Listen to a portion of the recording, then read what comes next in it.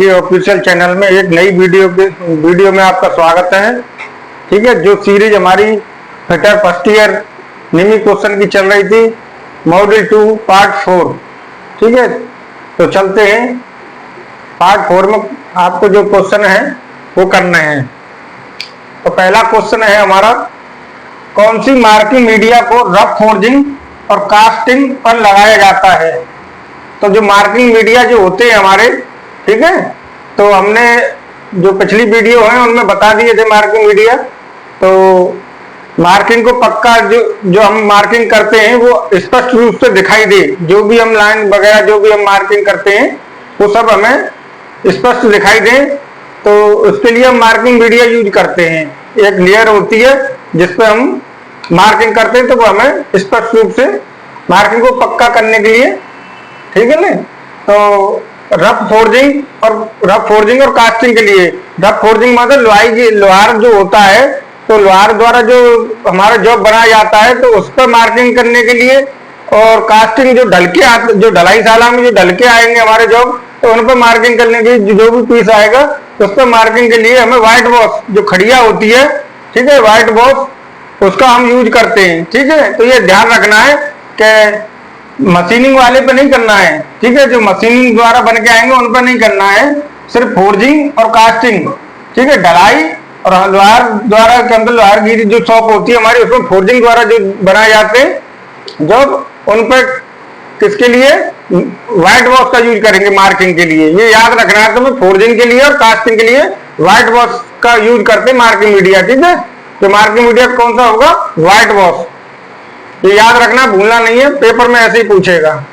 Question number दूसरा है हमारा, पुनः तेज किया हुआ डिवाइडर बिंदु। डिवाइडर आपको पता है, डिवाइडर माने दो भागों में जो चीज बांटने वाला। ठीक है, ये ऐसी नुकीली धार होती है इनकी, डिवाइडर की इस तरीके की नुकीली धारें होती हैं, ये बराबर होती हैं। ठीक है, ये दोनों बराबर होती हैं। तो इनको फिनिश करने के लिए, इनको ऐसा अगर ये इनके जब जो पॉइंट है वो खराब हो जाएंगे तो उनको दोबारा फिनिश करने के लिए किसका उपयोग किया जाता है। तो ये याद रखना, ये क्वेश्चन कई बार पूछा गया है एग्जाम में, सीबीटी एग्जाम में। तो स्टोन, ऑल स्टोन होता है हमारा, क्या होता है, ऑल स्टोन द्वारा डिवाइडर का जो बिंदु होता है उसको फिनिश किया जाता है। तो डिवाइडर का जो बिंदु को किससे फिनिश करते हैं, ऑल स्टोन से। ये याद रखना है। कई ऑप्शन देगा आपको 4, तो कंफ्यूज नहीं होना है। ग्राइंडिंग भी देगा, फाइलिंग देगा, ऑल स्टोन, और भी एक कोई भी चेंज कर सकता है इससे।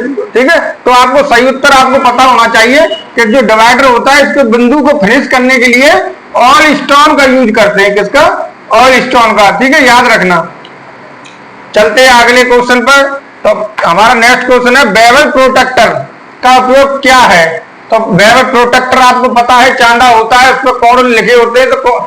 तो आपको एक बार में समझ जाना है कि बेवल प्रोटेक्टर का उपयोग क्या होता है, कोण को मापना होता है। इसका राइट आंसर क्या हुआ, कोण को मापना।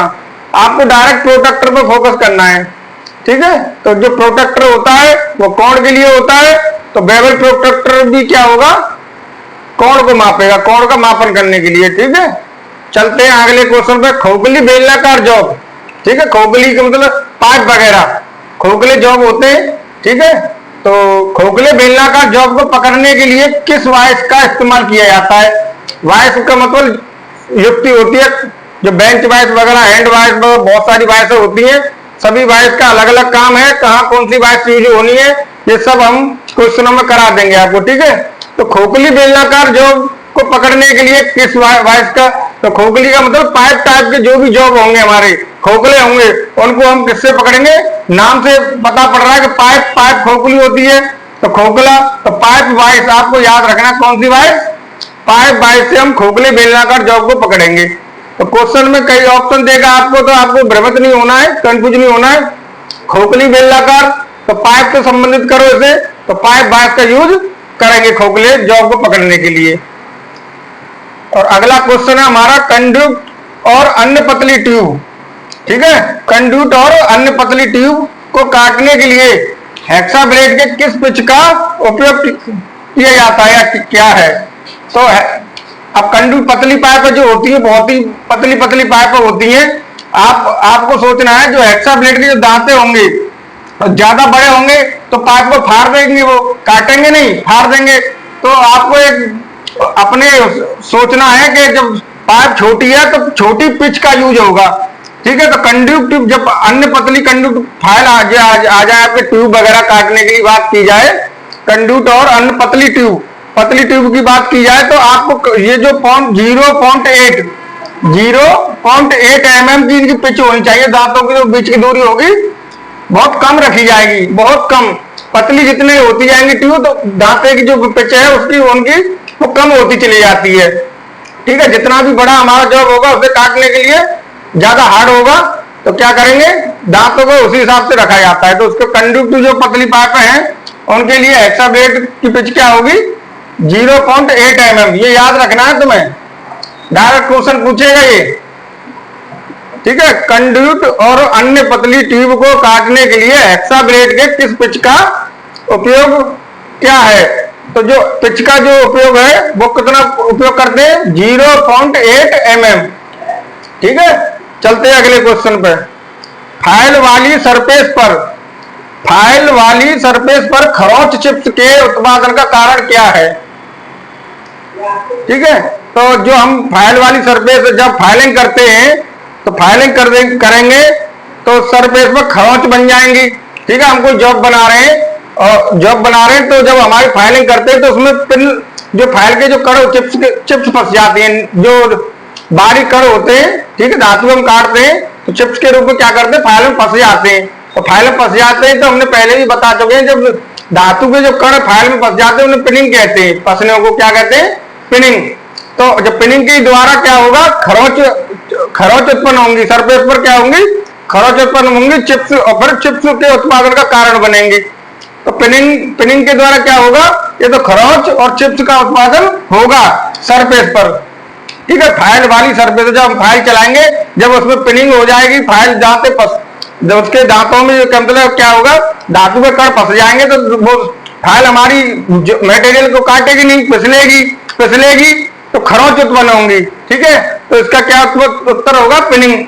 और पिनिंग जब फाइल को साफ करने के लिए, दांतों को उनको कणों को निकालने के लिए फाइल कार्ड का यूज किया जाता है, किसका, फाइल कार्ड का। ये भी याद रखना, क्वेश्चन पूछ लेगा कि फाइल में से जो धातु के कण होते हैं उसे निकालने के लिए किसका यूज होता है, फाइल कार्ड का, ठीक है।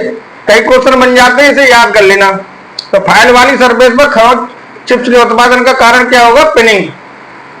अगला क्वेश्चन है हमारा, क्यों हथौड़ा के चेहरे का फेस, क्यों हथौड़ा के चेहरे पर थोड़ी उत्तलता दी जाती है।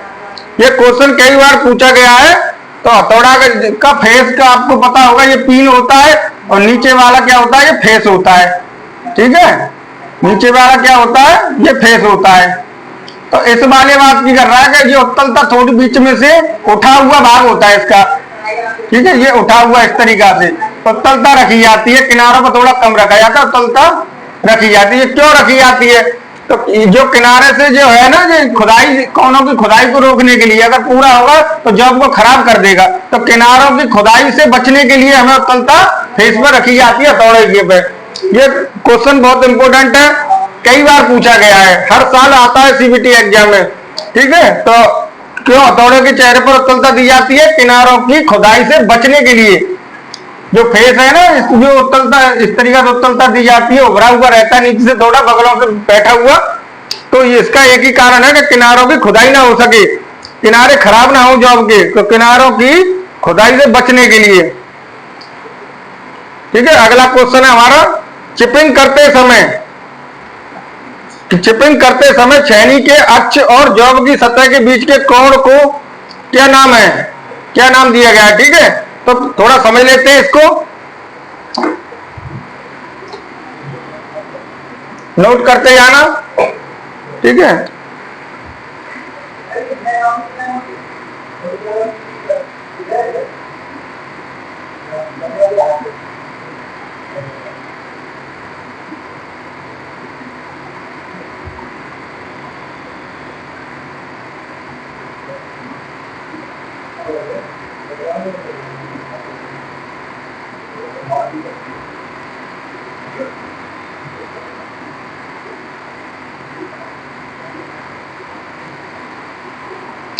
देखो यहां समझना है, ये हमारी छेनी बनी हुई है, ये कटिंग एंगल है टोटल, ठीक है। छेनी का ये क्या है, कटिंग एंगल, ये क्लियरेंस एंगल है, सरफेस से लेके छेनी तक का क्या होता है, जो झुकाव है उसका ये क्लियरेंस एंगल होता है। अब ये छेनी हमारी है, इसके बीच जो अक्ष बना हुआ है, अक्ष से लेकर और सतह तक का ये होता है हमारा इंक्लिनेशन, ठीक है, एंगल ऑफ इंक्लिनेशन। इन दोनों का जो जोड़ है अक्ष का और क्लियरेंस एंगल, जो छेनी के अक्ष से अक्ष और क्लियरेंस एंगल का जो जोड़ है वो क्या कहलाएगा, एंगल ऑफ इंक्लिनेशन।